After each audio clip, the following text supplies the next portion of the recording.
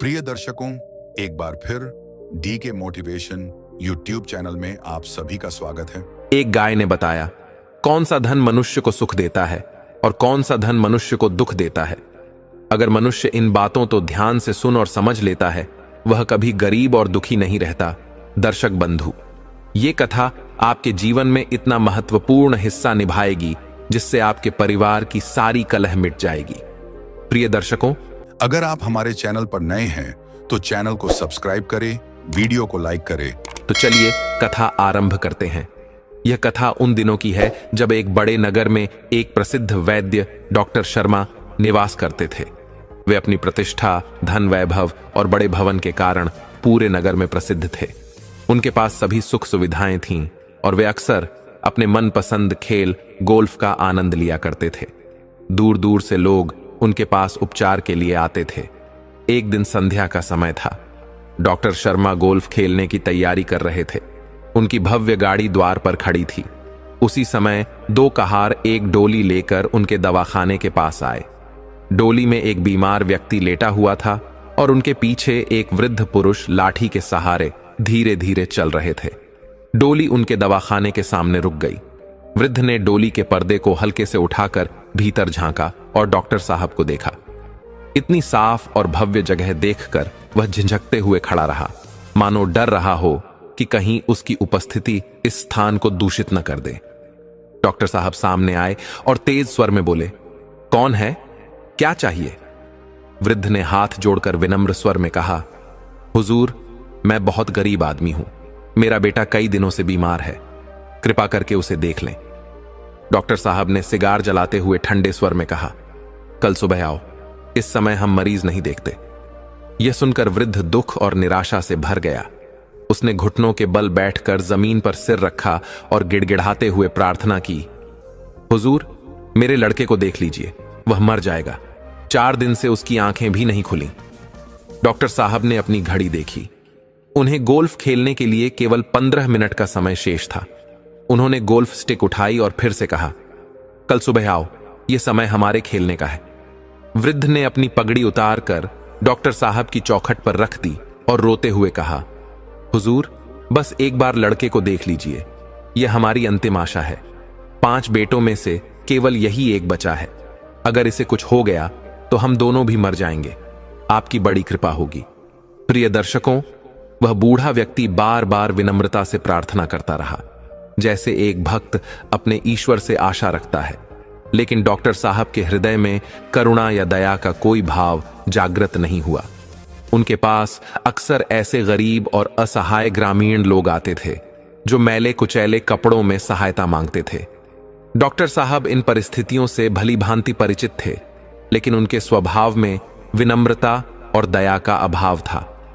वे प्रार्थनाओं को अनसुना कर देते और अपनी बातों पर ही अडिग रहते थे। डॉक्टर शर्मा ने धीरे धीरे दरवाजे का पर्दा उठाया और दवाखाने से बाहर निकलकर अपनी मोटर कार की ओर बढ़ने लगे। बूढ़ा व्यक्ति उनके पीछे पीछे दौड़ते हुए गिड़गिड़ा रहा था, हुजूर, ये बड़ा धर्म का काम होगा, दया कीजिए। सरकार, मैं बड़ा दीनहीन हूं, इस संसार में अब मेरा कोई नहीं है। प्रिय दर्शकों, लेकिन डॉक्टर साहब ने उस बूढ़े की दयनीय हालत पर एक बार भी ध्यान नहीं दिया। उन्होंने उसे देखने का कष्ट तक नहीं किया। अपनी गाड़ी में बैठते हुए उन्होंने मात्र इतना कहा, कल सुबह आना, तभी देखेंगे। इतना कहकर वे अपनी मोटर कार लेकर वहां से चले गए। बूढ़ा व्यक्ति स्तब्ध और निराश खड़ा रह गया, मानो मूर्तिवत हो गया हो। प्रिय दर्शकों, इस संसार में ऐसे लोग भी होते हैं जिनके हृदय से दया और करुणा जैसे भाव विलुप्त हो चुके हैं। उनकी आत्मा इतनी कठोर हो जाती है कि वे दूसरों के दुख और पीड़ा को देखने में भी असमर्थ हो जाते हैं। डॉक्टर शर्मा ने भी इसी निर्मम और स्वार्थी रवैये के साथ उस बूढ़े व्यक्ति की विनम्र प्रार्थना को अनसुना कर दिया। बूढ़ा व्यक्ति डॉक्टर की मोटर गाड़ी को दूर जाते हुए टकटकी लगाए देखता रहा, जैसे एक भक्त अपने ईश्वर की कृपा की प्रतीक्षा करता है। लेकिन जब गाड़ी आंखों से ओझल हो गई तो उसके मन में रही सही आशा भी टूट गई। डोली के कहारों से उसने भारी मन से डोली उठाने को कहा और वापस उसी दिशा में लौट गया जहां से वह आया था। प्रिय दर्शकों, बूढ़े व्यक्ति के पास अब कोई उम्मीद शेष नहीं थी। वह डॉक्टर के पास बड़ी श्रद्धा और विश्वास के साथ आया था, क्योंकि उसने सुना था कि डॉक्टर साहब के पास जो भी जाता है वह निराश नहीं लौटता। लेकिन आज डॉक्टर साहब ने अपनी व्यक्तिगत सुख सुविधा को प्राथमिकता दी और उस असहाय व्यक्ति की करुण पुकार को अनदेखा कर दिया। प्रिय दर्शकों, उसी रात उस बूढ़े का प्यारा और मासूम 6 साल का बेटा, जो उनके जीवन का आखिरी सहारा था, अपनी बाल लीला समाप्त कर इस दुनिया से विदा हो गया। वह बालक जिसे देखकर बूढ़े माता पिता जीने की शक्ति पाते थे, अब उनके जीवन को सूना कर गया। उनके लिए वह बेटा जीवन का एकमात्र सहारा और आनंद का स्रोत था, जो अब सदा के लिए खो चुका था। प्रिय दर्शकों, उस बूढ़े व्यक्ति और उसकी वृद्ध पत्नी के जीवन में अब किसी भी प्रकार की आशा की कोई किरण शेष नहीं रही थी। उनके पास अब केवल अपनी मृत्यु की प्रतीक्षा करने के अलावा और कोई विकल्प नहीं था। समय का चक्र अपनी गति से चलता रहा, लेकिन वह दर्दनाक घटना जो उस दिन घटी थी, उस बूढ़े व्यक्ति के हृदय में गहरे दफन हो गई, मानो एक अमिट घाव की भांति। कई वर्षों का समय बीत गया, लेकिन उस घटना की स्मृति उनके मन से कभी धुंधली नहीं हुई।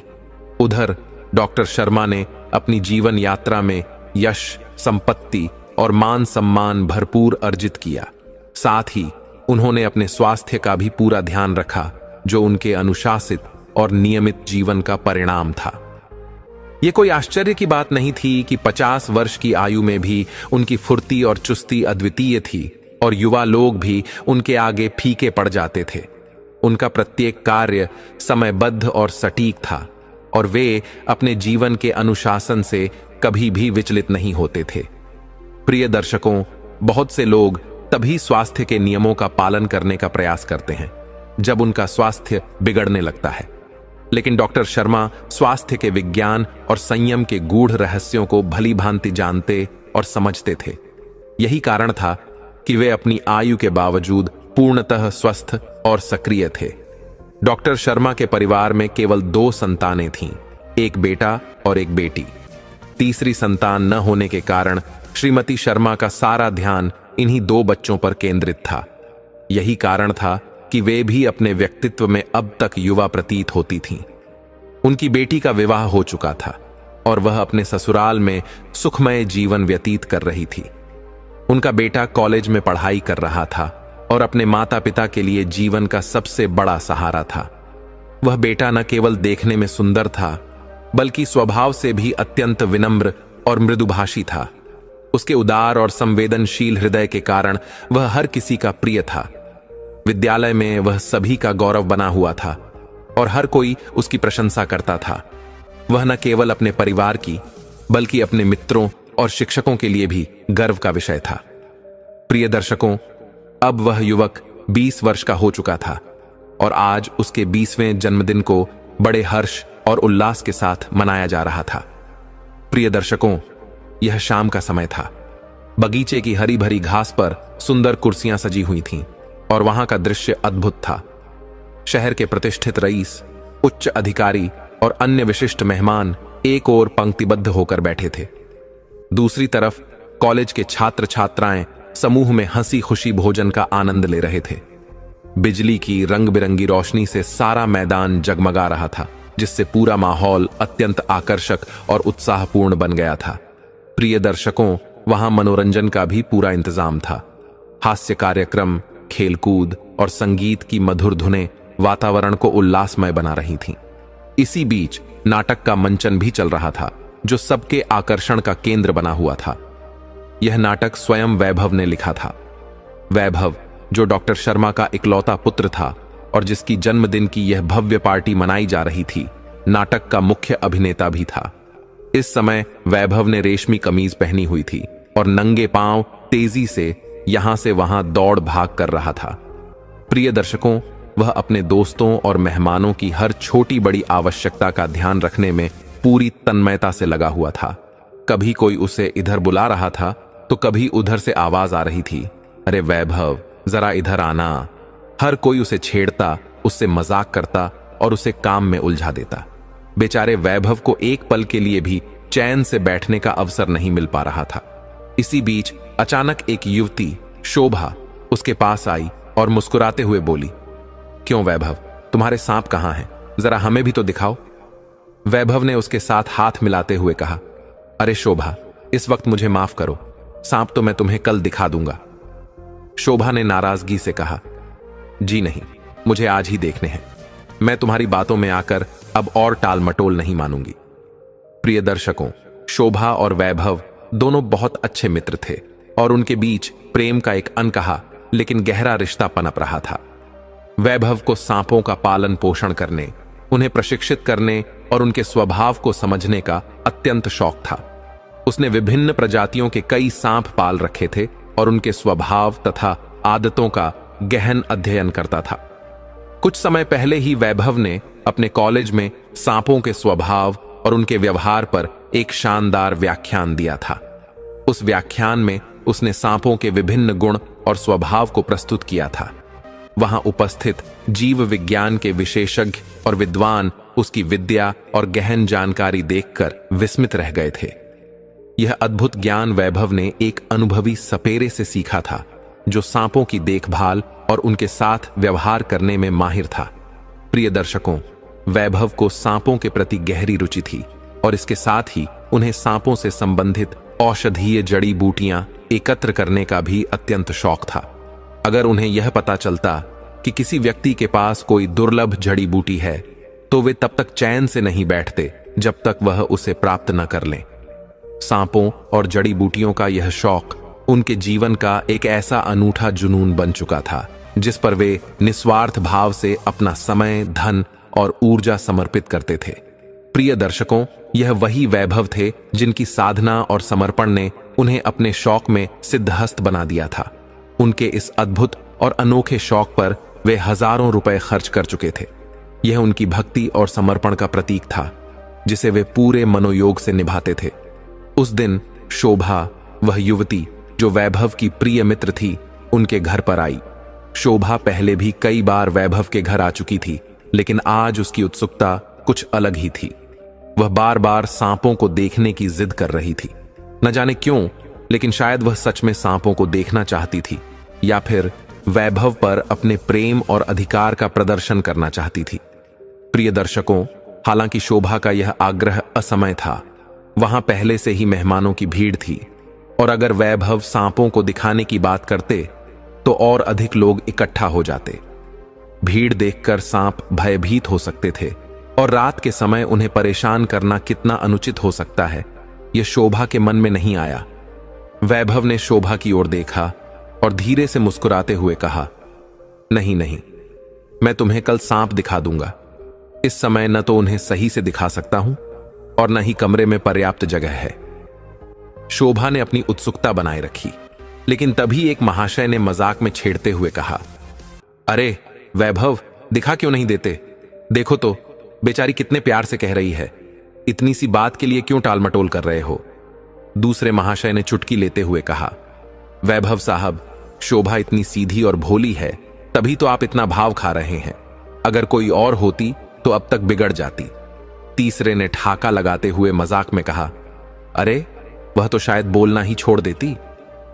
प्रिय दर्शकों, शोभा को यह महसूस हुआ कि सभी उसकी चुटकी ले रहे हैं और मजाक बना रहे हैं, लेकिन उसने बड़े ही शांत और सटीक शब्दों में कहा, आप लोगों को मेरी वकालत करने की बिल्कुल भी आवश्यकता नहीं है। मैं अपनी बात स्वयं कह सकती हूं, और हां, मैं अभी सांपों का तमाशा देखने की इच्छा नहीं रखती। चलिए अब इस चर्चा को यहीं समाप्त करें।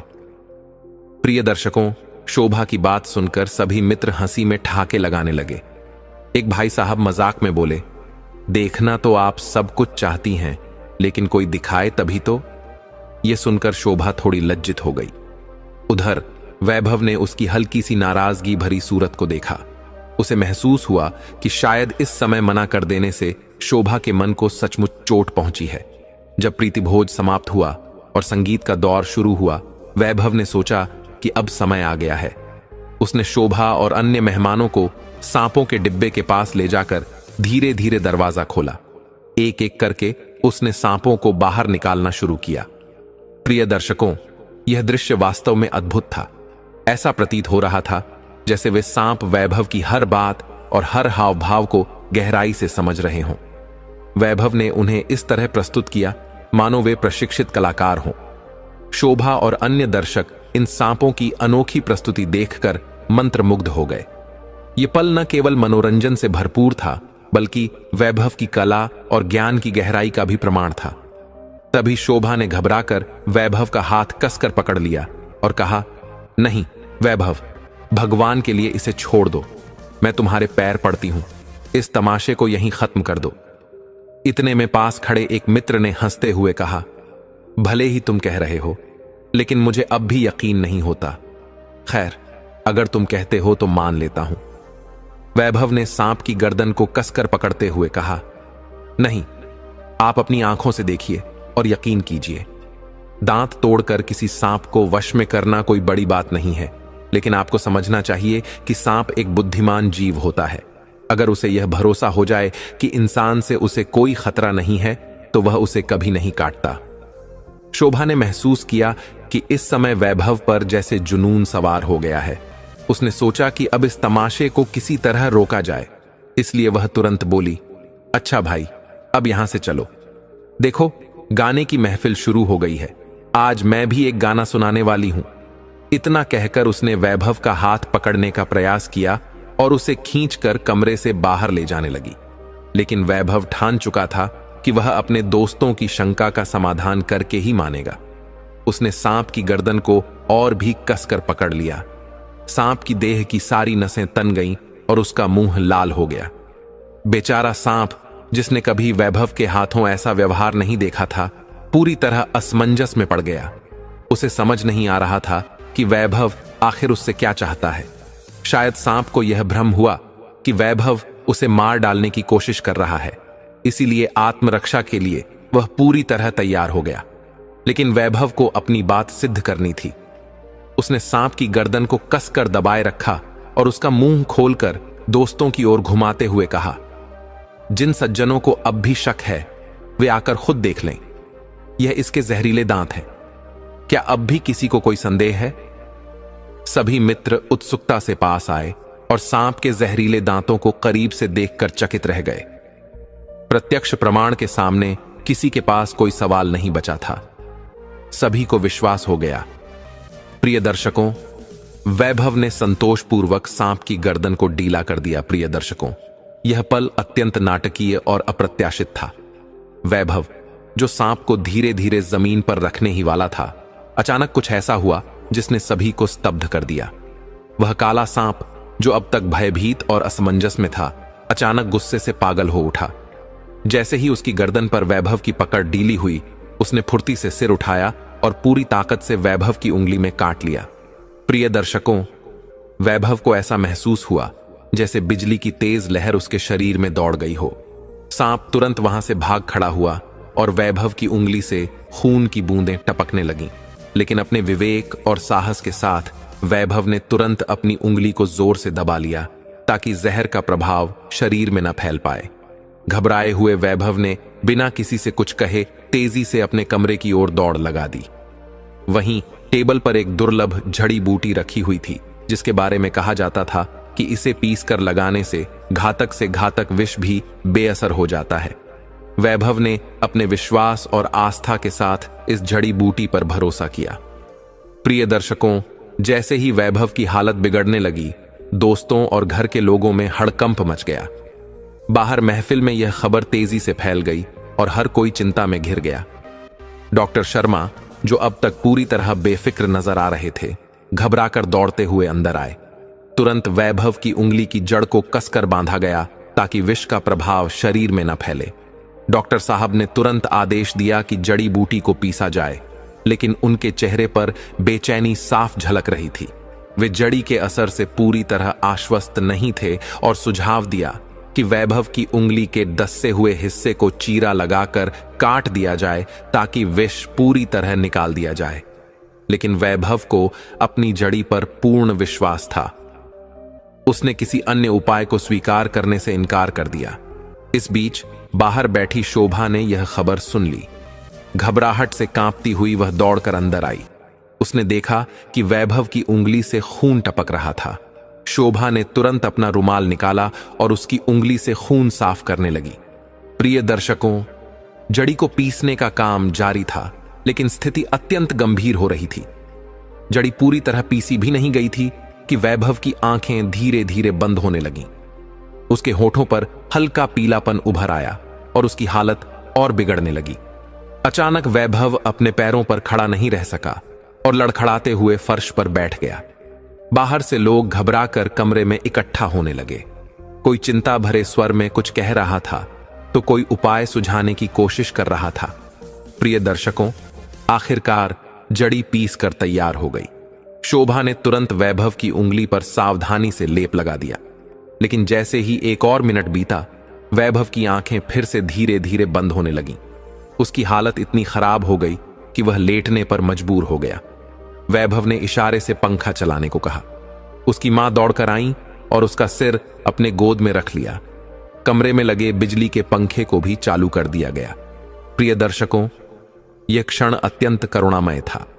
डॉक्टर साहब ने वैभव के पास झुककर बेचैनी भरे स्वर में पूछा, वैभव, कैसी तबीयत है बेटा? क्या तुम्हें कुछ आराम महसूस हो रहा है? वैभव ने धीरे धीरे अपना हाथ उठाया, लेकिन वह बोलने की हालत में नहीं था। शोभा, जो अपनी जगह पर खड़ी यह सब देख रही थी, उसकी आंखों में आंसू छलक आए। करुणा भरे स्वर में उसने कहा, क्या यह जड़ी अपना असर नहीं करेगी? कुछ तो होना चाहिए, वरना वैभव। उसकी आवाज कांपने लगी। कमरे में सन्नाटा छा गया। हर किसी की नजरें वैभव पर टिकी हुई थीं और हर दिल में चमत्कार की आशा बाकी थी। प्रिय दर्शकों, वैभव डॉक्टर शर्मा का इकलौता पुत्र था। डॉक्टर साहब की सारी उम्मीदें और सारा प्रेम उसी पर केंद्रित था। उनकी आंखों में गहरी पीड़ा और स्वर में दयनीयता थी। उन्होंने जैसे भगवान से प्रार्थना करते हुए कहा, वह मेरा सब कुछ ले ले, मेरी सारी संपत्ति उसके चरणों में डाल दूंगा। मैं तो लंगोटी बांधकर भीख मांगने के लिए तैयार हूं, लेकिन मेरा वैभव, मेरा प्यारा बेटा उठकर बैठ जाए। ईश्वर के लिए किसी को जल्दी से बुलाओ। प्रिय दर्शकों, तभी एक सज्जन जो किसी झाड़ फूंक करने वाले को जानते थे, उसे बुलाकर लाए। वह व्यक्ति आया, लेकिन वैभव के निर्जीव चेहरे को देखकर उसकी हिम्मत जवाब दे गई। उसने धीरे से कहा, सरकार, अब क्या किया जा सकता है? जो होना था वह हो चुका। इस पर डॉक्टर शर्मा का गुस्सा और दुख उमड़ पड़ा। उन्होंने कहा, अरे मूर्ख, ऐसा क्यों नहीं कहता कि जो नहीं होना चाहिए था वही हो गया? जो होना चाहिए था वह कहां हुआ? मां बाप ने बेटे का उज्जवल भविष्य देखा था, लेकिन सब कुछ उल्टा हो गया। प्रिय दर्शकों, इसे ही कहते हैं समय का क्रूर प्रहार। जब समय की मार पड़ती है तो बड़े से बड़े गर्वी भी बेबस हो जाते हैं। कमरे का वातावरण अब पूरी तरह बदल चुका था। वही हरियाली से भरा मैदान, वही सुनहरी चांदनी और वही दोस्तों का समूह था, लेकिन अब वहां हंसी खुशी की जगह केवल करुणा और आंसुओं का सैलाब था। पूरे शहर में यह खबर हवा की तरह फैल गई थी। हर कोई कह रहा था, डॉक्टर का बेटा, जो कल तक सबका चहेता था, अब नहीं रहा। प्रिय दर्शकों, उसी समय शहर से कुछ मील दूर एक छोटे से जर्जर घर में एक बूढ़ा और उसकी पत्नी ठंड से जूझ रहे थे। बूढ़ा एक पुराने सिगार के कश लेता हुआ बीच बीच में खांस रहा था। बूढ़ी औरत अपने दोनों हाथ घुटनों पर रखे, सिर झुकाए अंगीठी की लपटों को देख रही थी। उस घर में गरीबी ने अपना डेरा डाला हुआ था। दीवार पर टंगी मिट्टी के तेल की कुप्पी मध्यम रोशनी से उस गरीबी को और उजागर कर रही थी। वहां न चारपाई थी, न बिछौना। कोने में थोड़ी सी सूखी पुआल पड़ी थी, जो उनकी सारी संपत्ति प्रतीत हो रही थी। बूढ़ी औरत दिन भर गोबर के उपले और सूखी लकड़ियां इकट्ठा करती, जिन्हें वह जलाने के लिए इस्तेमाल करती थी। बूढ़ा बांस की रस्सियां बुनकर बाजार में बेच आता, जिससे उनकी दिनचर्या किसी तरह चलती थी। प्रिय दर्शकों, उनके पास न रोने का समय था और न हंसने की ताकत। उनका सारा जीवन केवल जिंदा रहने की लड़ाई में कट रहा था। मौत उनके दरवाजे पर दस्तक दे रही थी, लेकिन उनके पास उसे सोचने का भी वक्त नहीं था। प्रिय दर्शकों, ठंडी रात में अंगीठी की मध्यम आंच में बूढ़ी स्त्री ने गहरी चिंता भरे स्वर में पूछा, कल खाने के लिए कुछ भी नहीं बचा, अब क्या करोगे? बूढ़े ने गहरी सांस लेकर उत्तर दिया, कल झगड़ साहू से 2 शेर अनाज उधार मांग लाऊंगा। बूढ़ी ने सिर हिलाते हुए कहा, उसके पहले के पैसे भी तो अभी तक चुकाए नहीं हैं, वह अब उधार कैसे देगा? मुझे नहीं लगता कि वह मानेगा। बूढ़े ने थोड़ी देर मौन रहकर दृढ़ता से कहा, अगर ना देगा तो ना सही, जंगल से घास तो कहीं गई नहीं है, 2 आने की घास काटकर ही कुछ ना कुछ लाऊंगा। प्रिय दर्शकों, यह वही जीवन है जो कठिनाइयों और निराशाओं से भरा हुआ है, लेकिन फिर भी जीने की आस और संघर्ष करने की शक्ति मनुष्य को आगे बढ़ने का साहस देती है। इसी बीच अचानक किसी ने अशोक के घर के बाहर जोर से आवाज लगाई, अशोक, अशोक, क्या सो गए हो? जरा दरवाजा खोलो। अशोक गहरी नींद से खलल पड़ने पर उठते हुए धीरे से किवाड़ खोलने लगा। बाहर खड़े एक आदमी ने घबराए हुए स्वर में कहा, कुछ सुना तुमने? डॉक्टर शर्मा के इकलौते बेटे को सांप ने काट लिया है। यह सुनते ही अशोक चौंक गया और जल्दी से बोला, किसके बेटे को? क्या वही शर्मा बाबू का लड़का जो छावनी के बंगले में रहता है? आदमी ने सिर हिलाकर कहा, हां वही, शहर में टहलका मचा हुआ है, अगर मौके पर जाओ तो देखोगे कैसी अफरा तफरी है। अशोक के चेहरे पर कठोरता आ गई।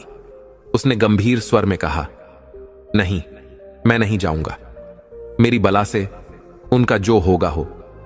वही डॉक्टर शर्मा है ना, उसे मैं भली भांति जानता हूं। याद है जब मेरा बेटा बीमार पड़ा था और मैं उसे लेकर डॉक्टर शर्मा के पास गया था, उस समय वह खेलने जाने की तैयारी कर रहा था।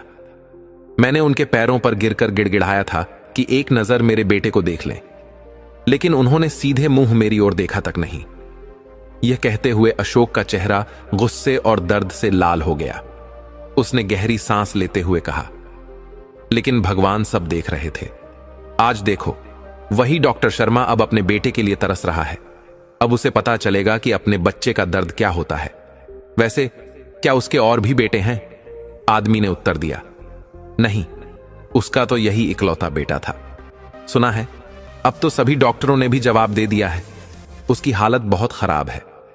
यह सुनते ही अशोक के मन में सालों पुरानी यादें ताजा हो गईं। वह सोचने लगा, भगवान सच में बड़ा न्यायप्रिय है। उस दिन जब मेरे बेटे की मृत्यु हुई थी, तब मेरी आंखों से आंसू थमने का नाम नहीं ले रहे थे, लेकिन डॉक्टर शर्मा को मुझ पर तनिक भी दया नहीं आई। अशोक ने दृढ़ता से सोचा, आज अगर मैं उनके दरवाजे पर होता तब भी उनसे कोई बात न करता। प्रिय दर्शकों, गांव के एक व्यक्ति ने अशोक की प्रतिक्रिया पर प्रश्न किया, तो तुम वहां नहीं जाओगे? अशोक ने दृढ़ स्वर में उत्तर दिया, नहीं, मैंने सब सुन लिया और यही काफी है। भगवान ने उनके साथ जो किया वह बहुत अच्छा किया। यह खबर सुनकर मेरे दिल को ठंडक मिली है। उनकी आंखों से आंसू बह रहे होंगे, लेकिन आज मेरा कलेजा ठंडा हो गया। उनका लड़का अब ठंडा पड़ चुका होगा। तुम जाओ, आज मैं चैन की नींद सोऊंगा। फिर अशोक ने अपनी पत्नी से कहा, जरा तंबाकू देना, आज मैं एक और चिलम पीऊंगा। तंबाकू तैयार करते हुए उसने कहा, अब डॉक्टर साहब को समझ में आएगा कि जब अपनी औलाद जाती है तो कैसा लगता है। उनके बेटे की मौत से हमारा क्या बिगड़ा? जीवन तो वैसे ही चलता रहेगा। जहां 4 मर चुके थे, वहां एक और सही। उनका इकलौता बेटा था, जिसे पालने पोसने के लिए उन्होंने जाने कितने गले दबाकर पैसे जोड़े थे। अब देखो, सब खत्म हो गया। अब वह क्या करेंगे? प्रिय दर्शकों, अशोक के इन कड़वे शब्दों में उसकी वर्षों की पीड़ा और अपमान की गूंज सुनाई दे रही थी। ऐसा प्रतीत हो रहा था जैसे वह वर्षों से इस पल का इंतजार कर रहा हो। समय का चक्र घूमता है और यह घटना उसकी न्याय की भावना को संतुष्ट कर रही थी। फिर अचानक अशोक के मन में एक विचार आया, शायद किसी दिन जाऊं और देखूं कि उनका हाल कैसा है। जब उनकी अकड़ और घमंड का रंग फीका पड़ेगा, तब जाकर पूछूंगा कि अब कैसी चल रही है दुनिया। लेकिन अभी वह यह सब सोचते सोचते चुप रहा। यह सब सुनकर वह आदमी वहां से चला गया। अशोक ने धीरे धीरे दरवाजे की किवाड़ बंद कर दी और चिलम पर तंबाकू रखकर उसे सुलगा लिया। तंबाकू के घने धुएं के बीच उसकी पत्नी ने आशंका भरे स्वर में कहा, इतनी ठंडी रात और कड़ाके की हवा में वहां कौन जाएगा? इस समय बाहर जाना ठीक नहीं है। अशोक ने गहरी सांस लेते हुए उत्तर दिया, अरे, दोपहर का समय भी होता तब भी मैं वहां नहीं जाता। चाहे सवारी लेने दरवाजे पर गाड़ी खड़ी हो जाती, तब भी मेरा कदम वहां नहीं पड़ता। मैं वह दिन नहीं भूल सकता जब डॉक्टर साहब ने मेरे बेटे की ओर एक बार देखने की भी जहमत नहीं उठाई थी। उनके लिए तो वह बस एक मरे हुए पत्ते जैसा था। उसकी आवाज में दर्द छलक पड़ा। क्या मुझे नहीं पता था कि वह नहीं बचेगा? जानता था, बहुत अच्छे से जानता था, मगर फिर भी वह निर्दय डॉक्टर अगर एक बार देख लेता तो मेरे दिल को थोड़ा सुकून मिल जाता। वह कोई भगवान नहीं थे कि उनकी एक नजर अमृत का काम करती। यह बस एक पिता की टूटी हुई उम्मीद थी। अशोक का चेहरा गुस्से और दर्द से तमतमा उठा। उसने कहा, अब किसी दिन उनके पास जरूर जाऊंगा और पूछूंगा, क्यों साहब, बताइए, अब कैसी लग रही है दुनिया? घमंड का स्वाद कैसा होता है? लोग मुझे बुरा कहेंगे तो कहते रहें, मुझे किसी की परवाह नहीं है। छोटों में दोष ढूंढने वाले बड़े लोग क्या देवता होते हैं। प्रिय दर्शकों, अशोक के जीवन में यह पहला अवसर था जब सांप के काटने की खबर सुनकर वह घर में बैठा रहा। 80 वर्षों के अपने जीवन में ऐसा कभी नहीं हुआ था कि वह सांप की घटना की सूचना पाकर तुरंत दौड़ा ना हो। चाहे माघ की कड़कड़ाती सर्दी हो, चैत वैसाख की तपती धूप, सावन भादों की मूसलाधार बारिश या उफनती नदियों और नालों का रास्ता हो, वह किसी चीज की परवाह नहीं करता था। प्रिय दर्शकों, अशोक के लिए यह हमेशा एक पुण्य का काम रहा था। वह मानता था कि जान का मूल्य कोई कैसे चुका सकता है। उसके मंत्रों और झाड़ फूंक ने सैकड़ों निराश लोगों को नया जीवन दिया था, लेकिन आज पहली बार वह अपने घर से कदम नहीं निकाल सका। इस खबर को सुनने के बाद भी वह चुपचाप तंबाकू के कश लेता रहा और सोने की कोशिश करने लगा। बुढ़िया ने कहा, तंबाकू अंगीठी के पास रखी है। यह कहकर वह लेट गई। अशोक बुझी हुई कुप्पी को देखता रहा, जैसे खुद से लड़ रहा हो। कुछ देर खड़े रहने के बाद वह धीरे से जाकर बैठ गया, लेकिन उसका मन शांत नहीं हुआ। अंततः वह लेट तो गया, लेकिन यह खबर उसके दिल पर किसी भारी पत्थर की तरह बैठी हुई थी। ऐसा लग रहा था कि हर कश और हर सांस उसे उसी घटना की ओर ले जा रही है जो उसके भीतर वर्षों से दबी हुई थी। प्रिय दर्शकों, बूढ़े अशोक को ऐसा लग रहा था जैसे उसके भीतर कोई गहरी बेचैनी जन्म ले रही हो, मानो उसकी कोई अनमोल चीज खो गई हो जिसे वह चाहकर भी ढूंढ नहीं पा रहा था।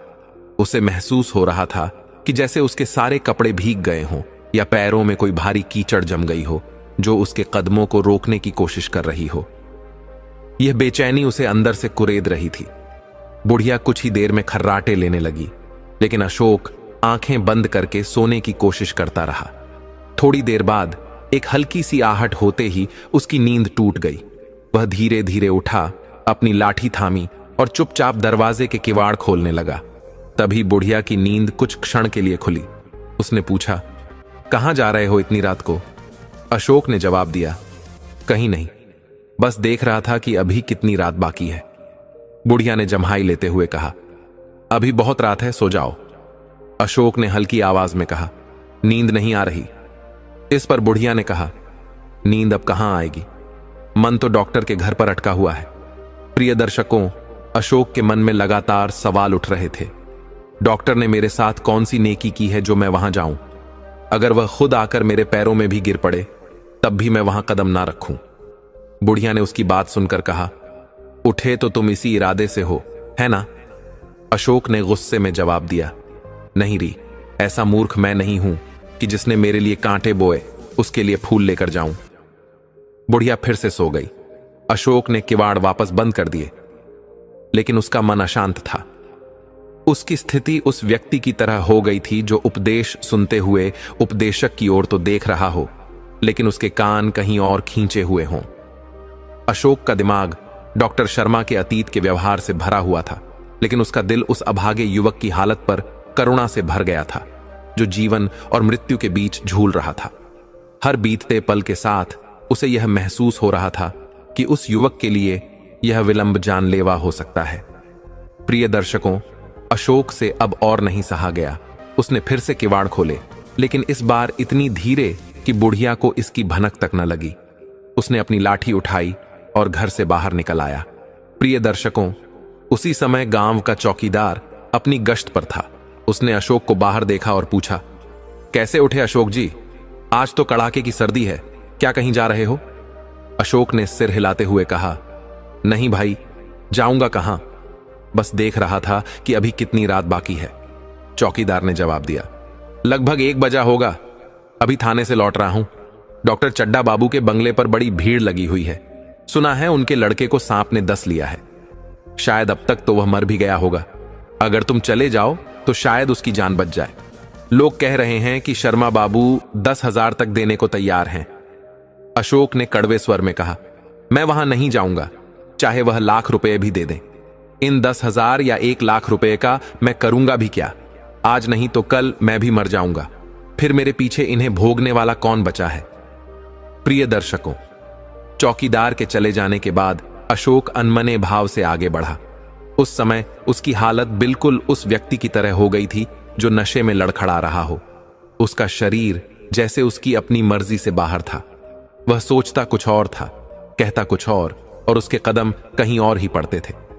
अशोक के मन में प्रतिकार की भावना थी, नफरत का ज्वार उठ रहा था, परंतु उसके कर्म उस भावना के वश में नहीं थे। वह ऐसा इंसान था जिसने कभी तलवार नहीं चलाई थी, और अब चाहे वह तलवार चलाने का इरादा भी करता तो उसके हाथ कांपते और वह कुछ भी न कर पाता। अशोक लाठी टेकते हुए तेज कदमों से चल रहा था। उसकी चेतना उसे रुकने के लिए कह रही थी, मगर उसकी अंतरात्मा उसे लगातार आगे बढ़ने के लिए मजबूर कर रही थी। इस समय उसका सेवक स्वामी पर हावी हो चुका था। थोड़ी ही देर में अशोक आधा रास्ता पार कर चुका था। अचानक वह रुक गया। उसके मन में विचारों का एक और तूफान उठ खड़ा हुआ। उसने खुद से सवाल किया, मैं आखिर कहां जा रहा हूं? इतनी दूर इस कड़ाके की सर्दी में क्यों चला आया? मुझे मरने की क्या पड़ी थी? आराम से घर में पड़ा रहता, भले नींद ना आती तो कुछ भजन गाकर ही रात बिता लेता। उसने सोचा, चड्डा का लड़का जिए या मरे, इससे मुझे क्या फर्क पड़ता है? उसने मेरे साथ कभी अच्छा सुलूक नहीं किया, फिर मैं उसके लिए क्यों परेशान हूं? दुनिया में हर रोज न जाने कितने लोग मरते हैं और न जाने कितने जीते हैं। किसी के मरने या जीने से मुझे क्या लेना देना?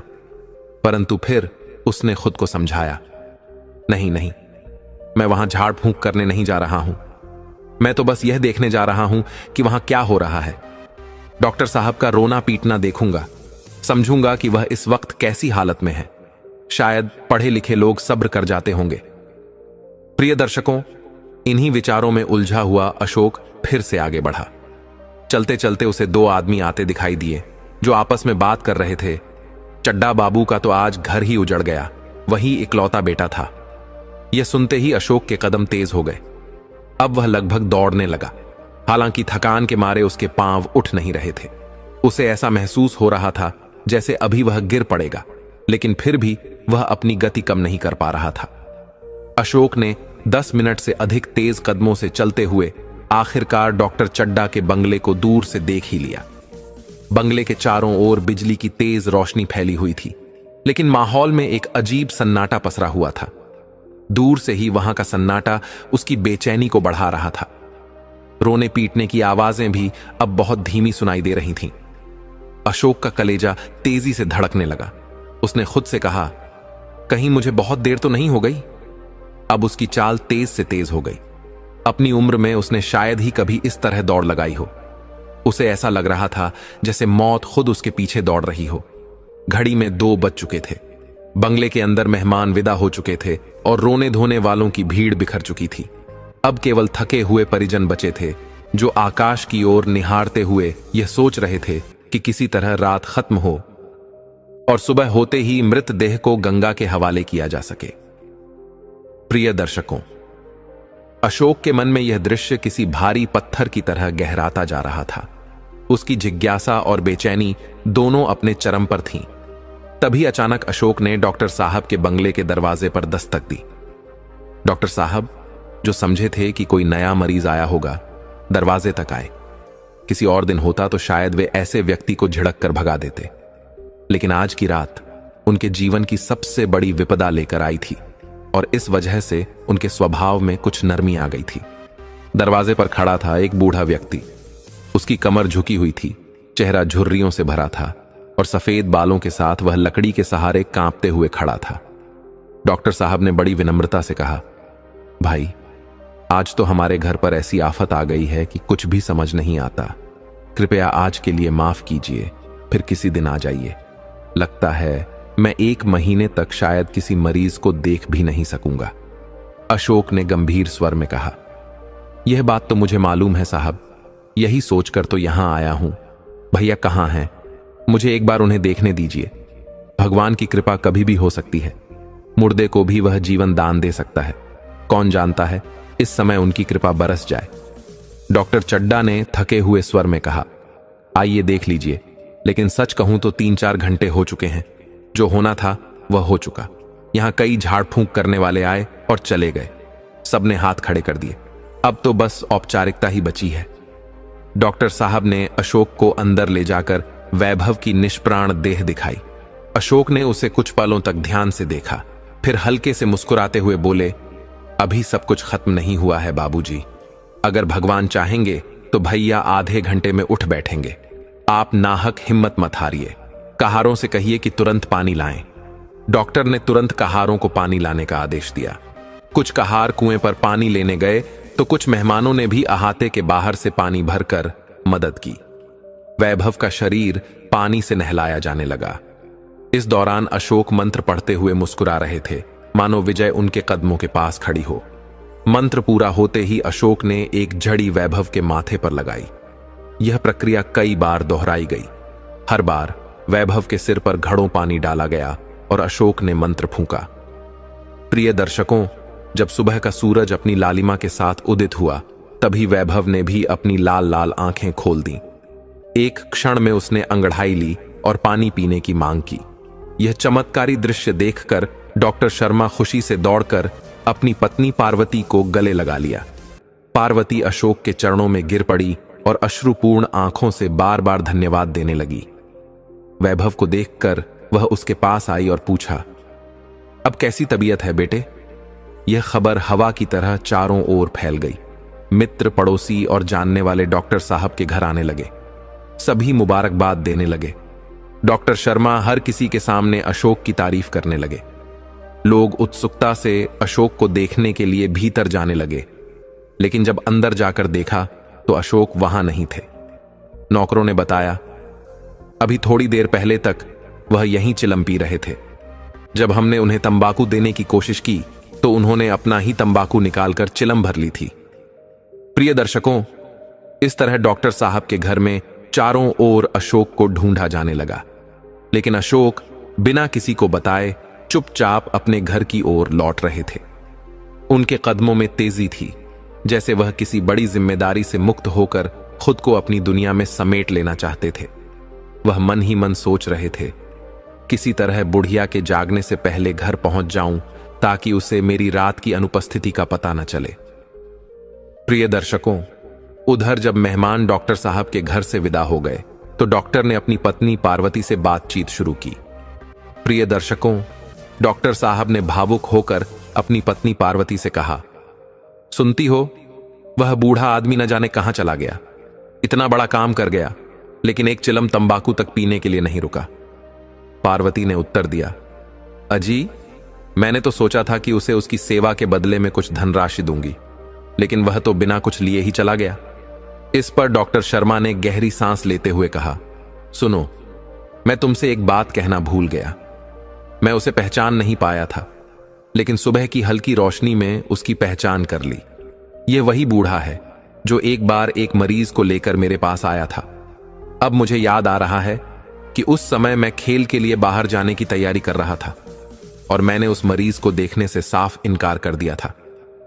डॉक्टर शर्मा की आंखों में आत्मग्लानि भर आई।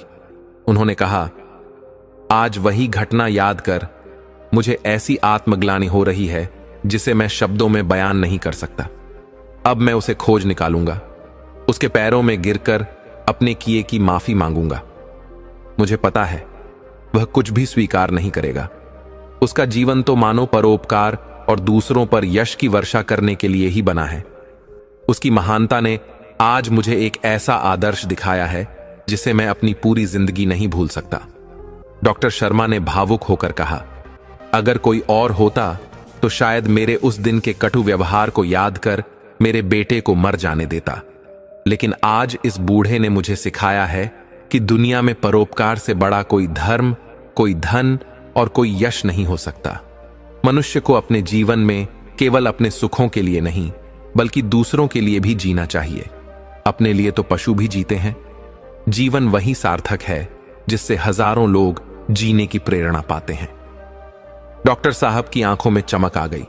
उन्होंने कहा, उससे अच्छा तो नदी किनारे उगने वाली घास का जीवन है, जो कम से कम डूबते हुए व्यक्ति को सहारा देती है।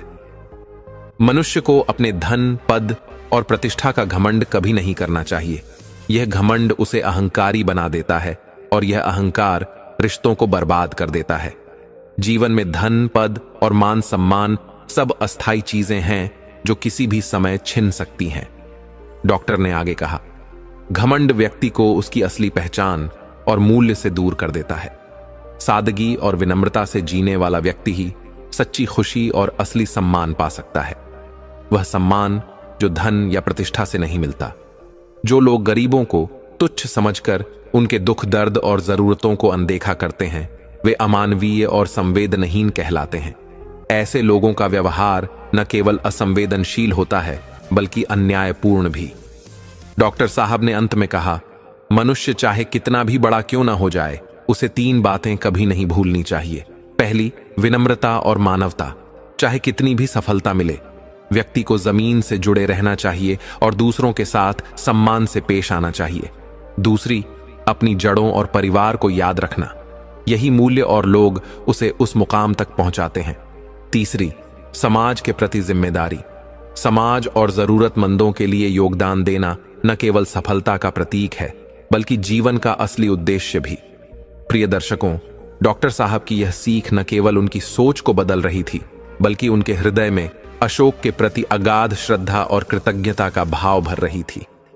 उन्होंने ठान लिया कि वह इस प्रेरणादायक बूढ़े को ढूंढकर उसे नमन करेंगे, जिसने न केवल उनके बेटे को बचाया, बल्कि उन्हें सच्चे जीवन का अर्थ भी सिखा दिया।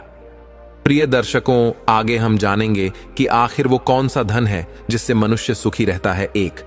संतोष का धन मनुष्य की इच्छाओं पर नियंत्रण और संतोषपूर्ण जीवन शैली मानसिक शांति और स्थायी सुख प्रदान करती है। 2. स्वास्थ्य का धन। अच्छा स्वास्थ्य सबसे बड़ा धन है। स्वस्थ शरीर और मन से व्यक्ति जीवन का आनंद उठा सकता है। 3. ज्ञान का धन।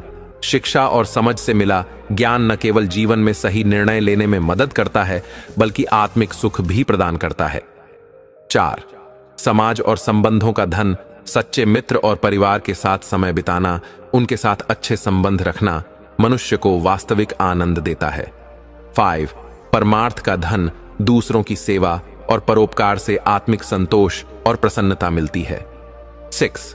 आध्यात्मिक धन।